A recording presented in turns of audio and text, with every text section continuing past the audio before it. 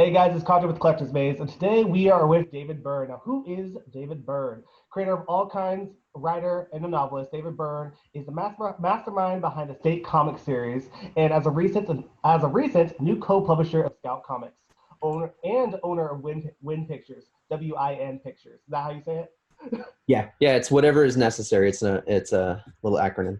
Yeah. And as you can tell, as this intro goes on, he is a man of many hats. Let's meet David Byrne. David, how are you today? I'm great. How are you? Doing good. It's been a good day so far. I mean, the weather in Kansas isn't so great. Where are you visiting us from? I'm in Florida, and from what I just saw in the news, we might have a hurricane over the weekend. So, Yeah. what else for 2020, right? What else for 2020? Hey, this year's been a crazy year, but it's also been probably a really good year for you. Let's talk about this new publishing thing with Scout Comics. That was a beginning of this month, right? Yes, yeah. Charlie Stickney and I were named co-publishers as Jim Pruitt stepped up to a higher role. Mm-hmm. And so, how long have you been working with Scout Comics?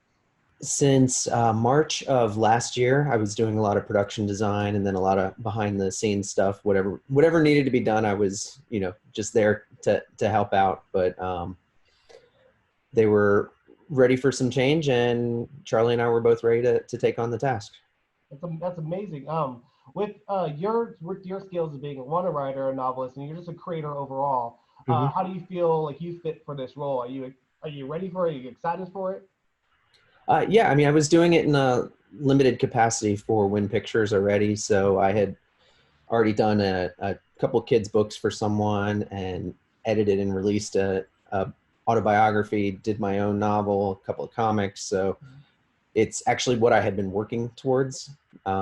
Just didn't know it would happen so soon with another company. Yeah. So it's exciting. We've got a lot going on, and really looking forward to the challenge. Yeah, and with the Scouts Comics brand, I was doing a little bit of research. A lot of the discovery of the new content is based around you guys discovering people on Kickstarter. That's those are indie artists, those are people smaller, but the content's amazing. What makes when you're finding these new creators, new authors, new writers, what's that like to find like someone small and help them rise to bigger capacity? It's actually a lot of fun. It's fulfilling. We don't necessarily seek out Kickstarter creators. We're just always looking anywhere. If I see someone post something online that I like, I'm not the ultimate decision maker. We have a submissions team, so I'll send them a message and say, hey, you should put a package together and send it over to us and see what everybody thinks. Most of them come to us through the submissions on the website. We don't necessarily, like I said, seek out crowdfunded, but we, unlike a lot of publishers, we don't shy away from it. Yeah. We see the direct market and Kickstarter as two completely different animals, whereas some publishers say, well, no, it's already been Kickstarted, it's already been published. We don't see it that way. We see a good book, we want to get it to more people. Yeah, and I think that's how all content and creativity should work. If you see something cool, help it out and help it grow. With your content, you talked about in previous with me, you talked about how your Stake series was previously crowdfunded, correct, through Kickstarter?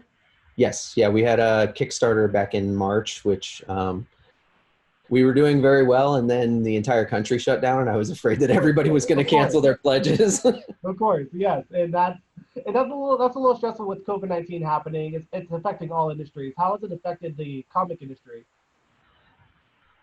Well, we all saw what happened with Marvel and DC, how they kind of backed off. DC didn't. They went and did their own thing and kept publishing. It actually didn't slow us down at all. Our printer, one of our printers, is a couple of miles from where our headquarters is in Fort Myers, Florida. Yeah. So we were able to continue printing books, and we used that to help get things to the stores that were still open, but we also did a little bit of help for the ones that couldn't be open. So if you as a customer, your local shop was closed and you came and bought something from our web store, and in the notes you listed your shop, we sent them 50% of the money from the sale. That's awesome. That's amazing. So yeah, we understood they couldn't be open, but we wanted to do what we could to help them. And we just made it almost like they were purchasing the books from us and selling them to the customer. So, but otherwise, I know while there weren't a lot of new books going out from March through, I guess, June is kind of when it picked back up. Mm-hmm. A lot of the retailers I've talked to, especially the ones who were able to sell online, had some of their best months ever. Yeah. So the collectibles industry has actually seen a giant boom over the last 4 months. It's kind of crazy. You see it in sports cards too. The prices are going insane. I don't get it, but Yeah. it's Don't understand good for how the it's industry. happening, but it's happening. Yeah. And so let's talk about Stake Comics for a second. Premise on the website is Stake, a vampire story for people who are sick of the same old vampire tropes. Describe that to me. Like what are some old vampire tropes that you don't include in the series? Well, in this story, they're actually more of evolution than a supernatural entity. Mm-hmm. So, and as an apex predator, you have to keep the percentage of the population compared to your prey, which would be humans, down. So over the years, they had basically just been in the shadows and even created some of the myths that we would think, like they don't have fangs in my series. They actually they did that with their fingernails to make people think that, oh, these are demons or beasts or whatever. So yeah, just it's kind of turning it on its head. And they had a whole cast of their society that was, their whole purpose was to keep vampires a secret. So if they found out somebody was running their mouth off or making it too obvious, somebody would get sent to take care of it. Mm-hmm. So then the premise of the story jumps forward to more now, where a vampire got sick of being in the shadows and having to hide everything they did. So he kills someone on national TV to basically out them to the world. And the main character, whose name is Angel, but she goes by Stake, she was there when it happened, and it was one of her good friends who was killed. She devotes her life to tracking down the one who did it. But we skipped forward to that has already happened, and now she's a vampire bounty hunter. But for accountability, they're teamed with an actual vampire when they go hunt. So if you sent vampires to hunt vampires, the odds are they're going to let them go. If you send just a human, they're probably going to kill them. So the whole point is it almost ties into like what they wanted to do in Civil War for Marvel, where they just want the vampires to register so they know who's who. And obviously that brings up all the issues of, well, I don't want to register. So there's a lot more going on than just a normal vampire story, I think. Personally, I think there's more. And there's some aspects to the series that I took note on. And one of them is that the main character is documenting her journey through social media, and you're taking real world aspects of today and putting them into this world as well. So I know you talked about how the vampires were a hidden entity. So are they a hidden entity into our world, and now it's being exposed in our world, or is it like a completely different world in itself? Yeah, they've been exposed, and some of them have stepped up and said, all right, well, we're here, so we need to work with humans to basically be to coexist. But obviously you will always have those who want to stay hidden and do what they want to do. So that's part of their whole journey, is tracking down the ones who are hidden. And her life goal is to find the ones who killed her friend, who went into hiding right after it happened. And what was your inspiration behind this series? Was there like a quick aha moment and it made you just start writing it all out, or was it built over time? Usually the way I work is I'll get a little seed of a thought on something, and then I've heard this theory and I totally agree with it. A lot of people, every idea they get, they'll write them down. Whereas if you have an idea and it comes into your head and you can't get rid of it, that's the one that's going to be good. So basically that's how I work with most of them. Like I have long drives a lot, and instead of listening to things where there'll be something playing in the background, but I just sit there thinking and thinking and thinking. Like this one has germinated so long from the time I came up with it to the time that it came out that I honestly don't remember what the original thought was. So a lot of times I'll be watching a show or something and I'll just be like, okay, so they did that, but what if this happened instead? So that goes with the whole, there's no original ideas, just the way you present it. So yep, that's kind of my process. And with this series, I was following the hashtag State Comics on Instagram, and I've seen a lot of different fan art and a lot of different art in general based around the series. What was the way of you being able to create the characters and how they look, but also create like a universe that people are like, "Ooh, this looks amazing," and they start to create their own style with it as well? Well, I have a background as a collector and a retailer, and Mm-hmm. I kind of have an idea of what people like. I mean, Mm-hmm. for me, it usually revolves around story, but as I'm sure you know, variant covers are huge in the comic industry. Um, it's a lot easier to get more eyes if you have more pretty art. Mm-hmm. So basically, back when I did the Kickstarter, the thing I realized is that I had a story that's got two very strong female leads, Mm-hmm. and I looked at the fact that at the time only myself and another guy were working on it, and I said we got to get some women to work on this book. So I actually, the whole point behind the Kickstarter was to go out and get female cover artists, Mm-hmm. and we ended up with 8 of them, and they were actually, I think, 9 of them. Sorry, and the covers ended up fantastic. And the best part was, I think I counted 7 different countries that the people who worked on the book came from. Amazing. So, so international. We've got people of all races and colors and and sexes. So it was just like I felt like this book deserved more of a diverse cast working on it. Mm-hmm. And since then, Francesca Fantini, who's an Italian artist, has actually taken over on the interiors. So we won't have that issue of being too male anymore. Yeah, and I like how you decided that, like, instead of you just holding on to it like that, like you're the one designing it, get a female's perspective on how things Mhm. look, and the diversity is so important. Is this the first time that you explored into doing that, or have you done that before with other projects that you've had? I usually just I think about the cast of characters in the book and want to make sure that it's reflective of what the real world looks like. Mhm. As far as the people working on it, it's usually been a very small group of people, Mhm. myself and an artist. Like the first book I worked on was The Couch, and it was literally just me and the artist, and he did pencils, inks, colors, and lettering. So it was just us. And he was that his name's Matt McGill. We actually got together because his brother did the audiobook for my novel. Mhm. And I just happened to ask him because I knew he knew a lot of artists. I said, "Do you know any comic artists?" He goes, "Well, my brother is." Mhm. So I sent him the script and we went from there. So I didn't even really have a chance to think about who I was working with at the Yeah, time. But you just it I kind mean, of just everything just kind of just kept going and going. yep, yep. So Processing. And so when you're starting the writing process and you're starting the creative process, is there ever a roadblock that you've hit that you've had to that took you a while to overcome? not really. The hardest part for me is finding the time Mhm. because my process is, I think it's a little different than most people, but maybe not. I spend a lot of time in my head coming up with the story before I ever put it down.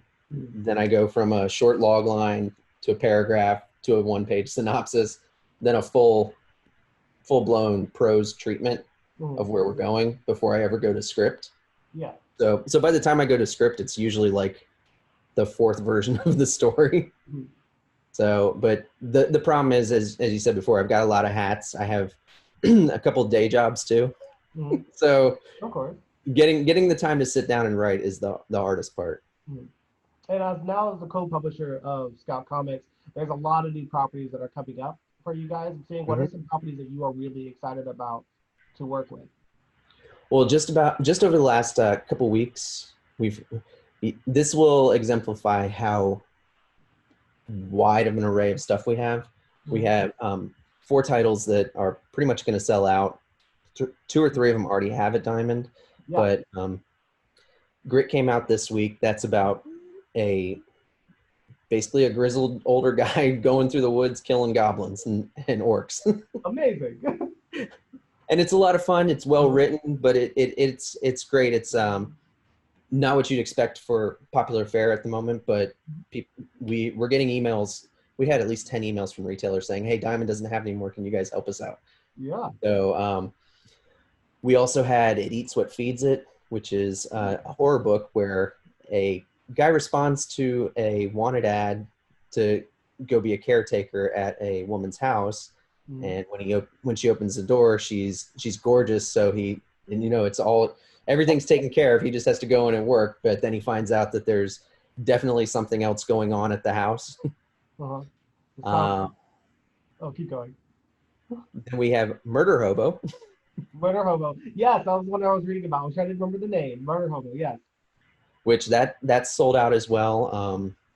It's kind of a really raunchy fantasy D&D story with parties, but the murder hobos get the best of people, Mhm. and those will come out in one shots pretty Yeah. much. I think we're looking at quarterly. Mhm. Those are a lot of fun, and then the last one is it's Yasmin, Ooh. which is about a young girl from Saudi Arabia, or I'm sorry, Iraq. She was in Iraq, and she was abducted by ISIS, and then we start the story with her actually settling in the U.S., and it flashes back in time to now and in the past when she was dealing with being captive by ISIS and how she's dealing with it now. Yeah, So so it's like throughout her story of her journey in the U.S., things trigger her memories of the past of being correct, with ISIS, and so like we might see her being like in a kind of maybe normal U.S. situation, but in the flashback, like some dog millionaire, like he's being asked a simple question, and right, the only reason why he knows the answer because of a messed up past he had. yep, Amazing, I love that. I love that. And yep. so, with all this happening, what is your favorite part about the entire process? You've had multiple successful properties that are selling out. You have two more amazing ones that are about to do are about maybe doing so. How does this feel to be a part of all that? Oh, it's fantastic. I was lucky enough to be brought into the fold, like we said, March of last year, and even when I'm not getting to write my own stuff, what I was doing was helping with production on the books. Mhm. So every book that I had my hands in, it felt like I was part of it. So Yeah. anytime a book with my name on it hit the shelves, Mhm. I was I was super excited. I would post about it on social media. Mhm. Now and really all the titles. I'm proud of everything we do there. We're building a presence. This has been pretty much our best month ever as a company. Um, I'm just looking forward to continuing to do so. We've got a lot of great titles signed that we're going to slowly bring out. We're expanding our footprint through Diamond. We're partnering with a lot of retailers. It's Mhm. pretty much all you could ask for from a Mhm. smaller press, and we're hoping to continue to move up the list of publishers that people think of when they think of indie comics. Yeah. And maybe one day mainstream because like these properties sound amazing. They sound Yeah. really good. Yeah, I mean, a lot of what we try to do is we also look for titles that we think might work in other media. Mhm. So, I mean, I would say just keep an eye on us. You I may will. hopefully see something soon. If you look through the past articles, we have had some titles that have been optioned by Hollywood. So the whole idea is to keep that going. Amazing.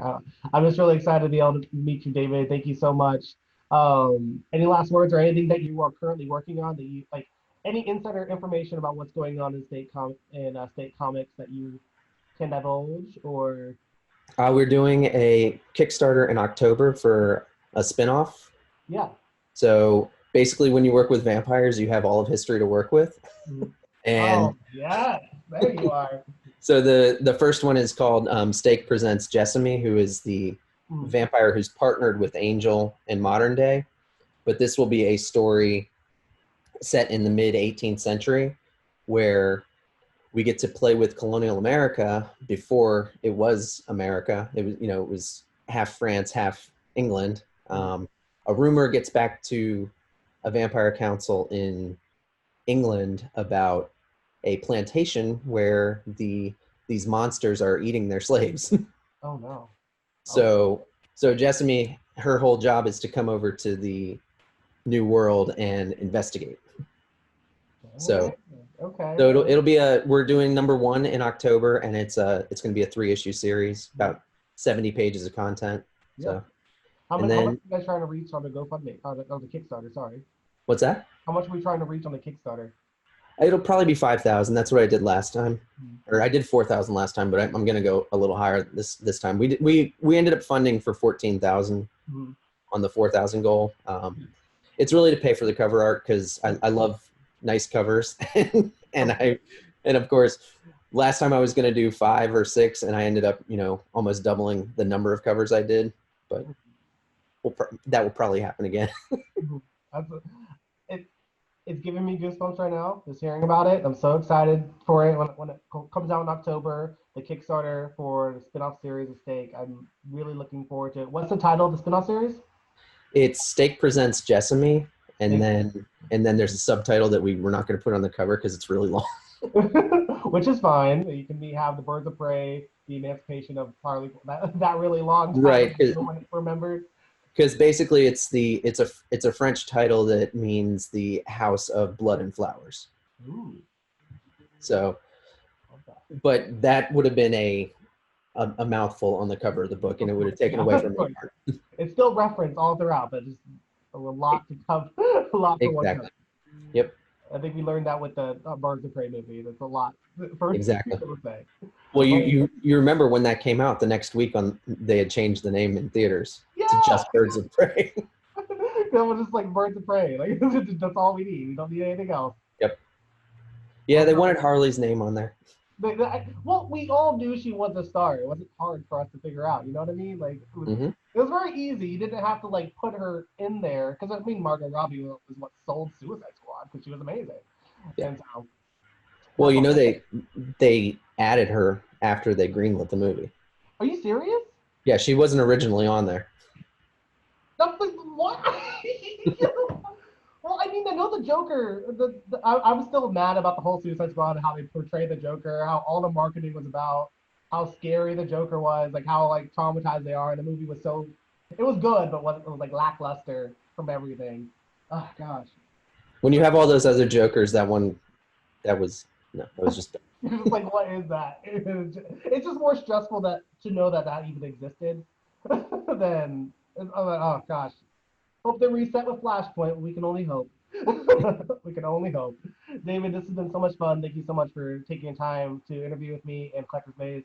Don't forget, guys, to follow David on Dab282 on Twitter and Instagram. Also, you can find him on Facebook at David A. Byrne. But go to his website, davidabyrne.com, as well as stakecomics.com. And follow the hashtag stakecomics as well. David, thank you so much for this interview. It's been awesome. See you around. thanks. Thank you. Yeah.